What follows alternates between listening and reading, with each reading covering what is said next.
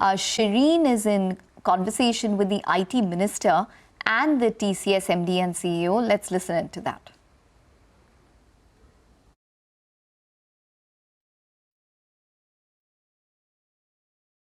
Hello and welcome to CNBC-TV18 special broadcast here live from the India AI Impact Summit. I'm Shireen Bhan. We're broadcasting from our studios. As you've been noticing, we've been live streaming here for the last several days. It is my pleasure to welcome to our studios here the Minister himself, Ashwini Vaishnaw, also with us, Krithivasan, the CEO of TCS. Gentlemen, thank you very much for joining us. Mr. Vaishnaw, let me start by talking to you about the milestone that's just been clocked. A record has been created in the Guinness Book of World Records. Please tell our viewers about that. Our Prime Minister inspired us to involve the students in responsible use of AI. So that's why we reached out to the colleges and spoke with the faculty members as well as the students. And they all came out in large numbers to take a pledge on responsible and ethical use of AI. Guinness was expecting a number of 5,000 for a record. We finally came out with 250,000, 2.5 lakh students taking pledge. And just now Guinness gave us the world record certificate for largest number of people taking pledge to use AI responsibly and ethically. Well, the certificate is on its way and we should hopefully be able to show it to you by the end of this conversation. But Mr. Vaishnaw, speaking about the ethical use of AI, and while this milestone is a significant one, the government has also brought in regulations, including more recently the labeling norms for AI for synthetic content. I want to start with that, sir. That's the first step. How far do you believe the government needs to move on regulation to try and address this issue? This is very important because when people look at a video, should they trust that video or should they not trust that video? Is that a real video or is that a fake content? That choice in people's minds has to be clearly an informed choice.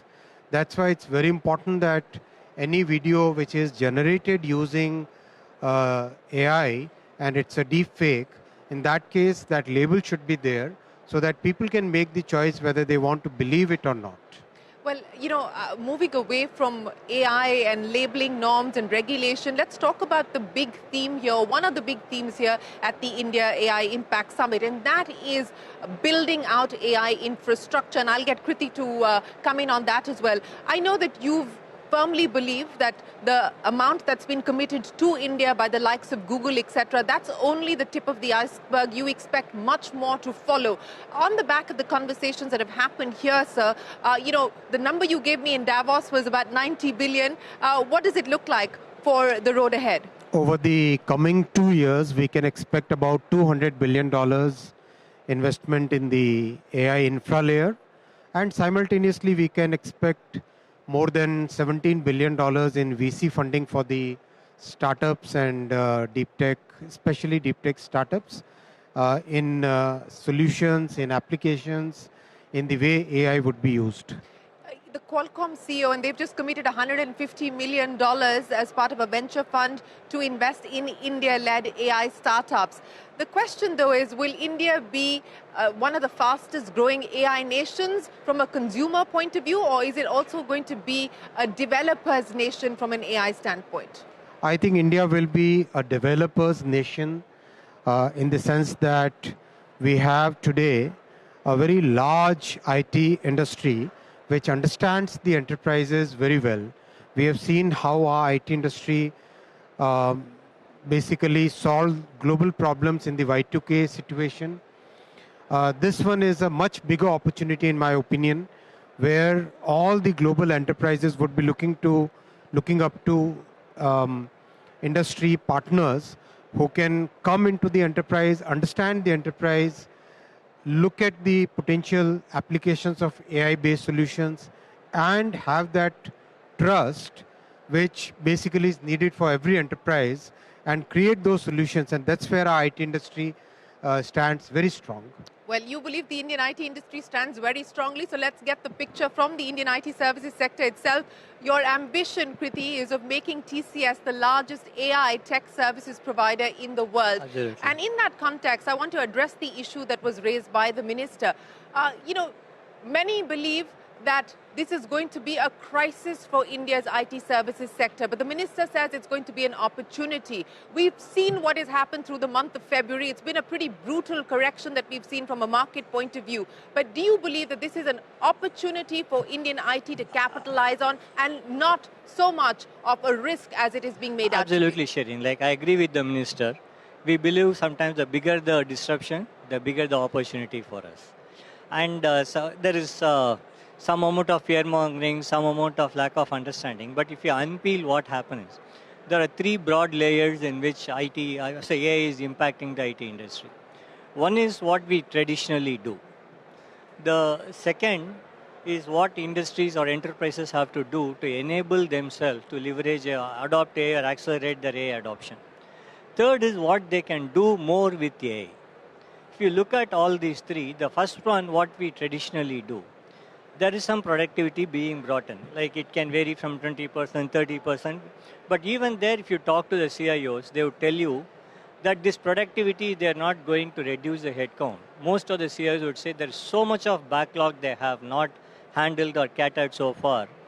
They would probably try to use the buffer available to cater to the backlog. So even in what we traditionally do, we don't expect a reduction in demand. Then for the enterprises to use AI, they have to get the data estate right, they have to reduce the tech modernization, they have to get the workflows right. There is so much of work to be done. And the third area is that they have to get the models right. Somebody has to build their models, train the models, orchestrate the model, build the agents. And the fourth is the most important. With all that, what new they are going to do. For instance, some of our clients, we are doing a drug discovery using AI, or claims process automation using AI, or ADAS development. There's so much happening, and there's no need to panic. You have to think, sit back, relax, and think properly. There's so much of more work to be done. Every time there's a disruption, the work expands. And the good companies will participate, take a forward-leaning approach, invest in that, and they should be able to increase the pie. Well, there is no need to panic. That's the word in from Krithivasan of TCS. But I also want to talk about what we are seeing Indian IT services companies like yours do. Forge new partnerships. You've just announced a partnership 24 hours ago with AMD to bring the Helios rack to India. And I want to understand from you the rationale for that. And is this going to now mean a pivot for TCS from software also to infrastructure? You've also got the TPG data center. Yeah, so it's again based on a larger scheme. We believe that you will be able to participate more in the AI ecosystem if you operate across multiple layers. Like Minister eloquently put together, you were there in Davos, the 4 layers, right? The more layers you participate, the more revenue, more value you can add to your customers. So we are looking at participating right from the infrastructure layer. There's the infrastructure layer, there's a model layer, there's the application layer, then there's the intelligence layer. We want to increase our participation in each one of those layers. That's why you see we participating with TPG, then signing up with AMD. We also signed up with some of the design companies. So that's the overall plan. And in this pivot to infrastructure, how do you see this changing the complexion of TCS going forward? Definitely it's a pivotal moment for us also. Not only we are investing in infrastructure, we are also getting more acquisitive because this is the area where we have to acquire capability and competency at speed and scale. So we are looking to be more acquisitive as well. So this is fundamentally going to change in a way how we approach infrastructure, how we are looking at capex and... So more acquisitions likely, absolutely. That is certainly the call.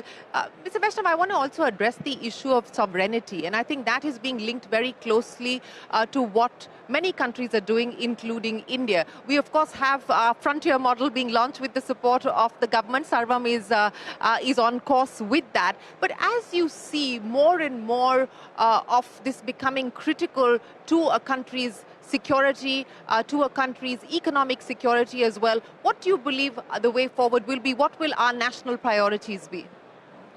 Sovereignty has multiple dimensions. One of the dimensions is models. Another one is having the infra within the country. And third is having the legal framework. On the legal framework, we have a very balanced legal framework as a part of the Digital Personal Data Protection Act. And on the infra, which has to be in India so that we cannot be switched off. So that is right now building up very rapidly as part of our common compute, which is one of the major initiatives under the AI mission. We already have 38,000 GPUs. Another 20,000 GPUs is going to be added in the coming 6 months, and that will substantially increase over the coming months. So that's the second part. And of course, the models have come out very well on so many parameters. They are better than the frontier models coming from big labs, whether they are from whichever geography those labs come from, those models come from. Our sovereign bouquet of models has really turned out to be very good. Well, sir, speaking of use cases now, and I think that's where the question is, that all of this technology is great, but what are we actually going to use it for? Specifically from a government standpoint, from a citizen's perspective, what can we see? When we talk about UPI, we've seen the benefits accrue to citizens. When we talk about AI, what do you see as being the next wave forward from a citizen's perspective? So as part of the AI mission, we are creating practically a UPI kind of structure for AI, UPI of AI.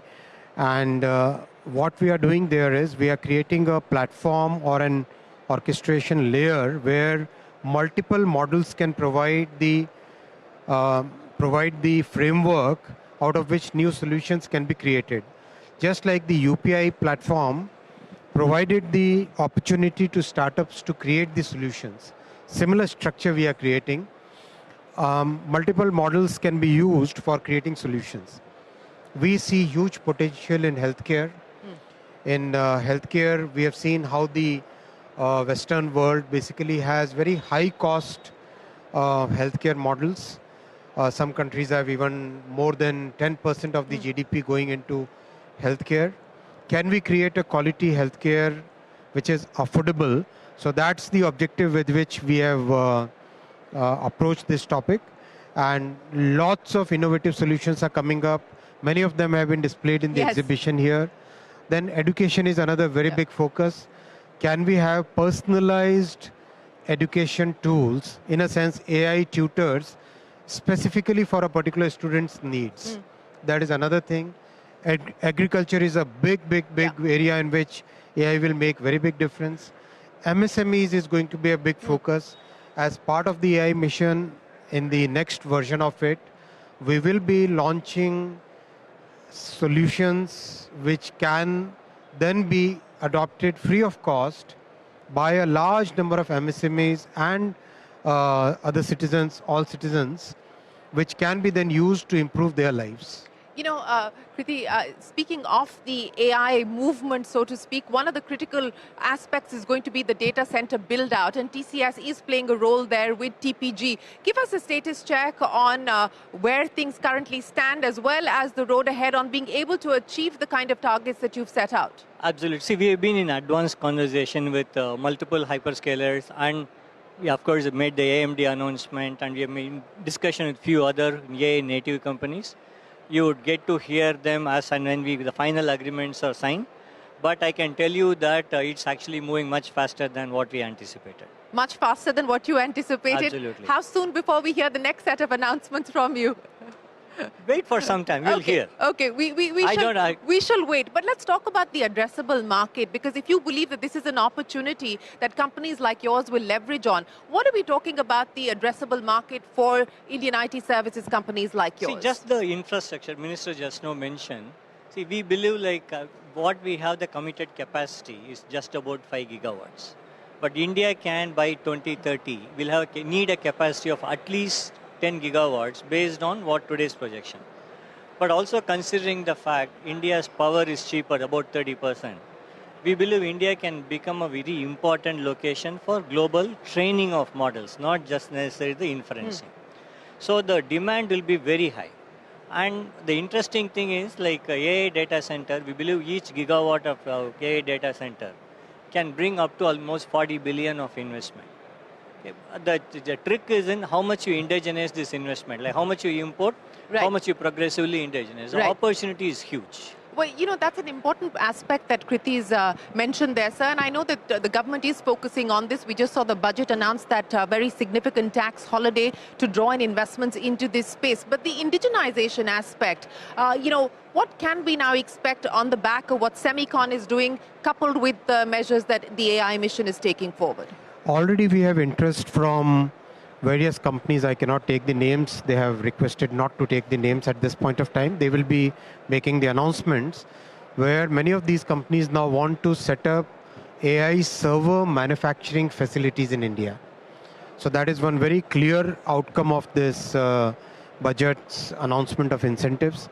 Second, a large number of world's data will basically come to India to be processed here, and using that data providing the solutions. So that is another very major outcome that we are expecting from this budget announcement. On the indigenization, of course, the semiconductor mission is progressing very well, and we should be seeing one of the plants going into commercial production in the coming weeks itself, which will be basically serving the AI data centers on the memory side. On the logic side, a lot of work is happening. Of course, there are some innovative startups who are looking at providing a solution which can be a game changer in the coming months and years. But still, it's a bit away. But I think that's a very, very encouraging step. Well, sir, let me ask you, the headlines are screaming that code is being generated by AI, that we're likely to see a white-collar catastrophe and so on and so forth. Industries are going to be disrupted, jobs are going to be disrupted. As a policymaker, how concerned are you about this? And how do you believe we are prepared for this kind of a future, whether we actually see a complete erosion of jobs or we see a replacement of jobs is the question. But as a policymaker today, what concerns you and how do you believe India needs to respond? Every major technological transition requires very synchronized and very harmonious response from the industry, academia, and government. And Krithi and other industry leaders, they are working on a framework by which the existing workforce can be reskilled and upskilled, and we can create a new pipeline of talent, new pipeline of AI-trained students who can then take the opportunity which is coming up in front of us. So from our perspective, it's very important that we take the right steps in skilling getting the right skills, getting the right upskills, and both METI and the industry and the academia, we are all, three of us, we are working in very focused way, and of course along with the Ministry of Education, to make sure that we get the right skills and we get the right framework for upskilling and reskilling our workforce. The decoupling of headcount and revenue growth has been underway for a while now, and it is only likely to accelerate in an AI-led future. How do you address this challenge, and do you believe that we are going to see an even more significant decoupling going forward? See, it's not a challenge. Like, it's the way the industry is moving towards, and we have to adapt. And as I said, we are taking all the steps. Like, if you have to look at what is the outcome the customer is looking for, as you pivot to the outcome and you price your product to the outcome, there will be a decoupling. But as I said, we believe the pie will increase. Okay, there will be much more work to be done. And I just want to add to what the minister just now said, because the pie will increase, we believe that more and more people have to be trained in using AI. Yesterday, we conducted a hackathon with the Honorable Minister, and we had 1,500 students who have not done any coding in their life, who have not done any technical background. They came, sat for 1.5 hours. They developed 1,500 apps yesterday in a matter of 2 hours. And we believe this is going to increase. More and more apps will be created, but more need will be generated. It's the increase of overall pie for everybody. And Okay, an interesting chat coming in there from the AI India Impact Summit, which is taking place in New Delhi. Words coming in from TCS as well as Ashwini Vaishnaw. But on that note, we're going to take a very short break. We'll come back with more on the news and updates, stock-specific action on the other side.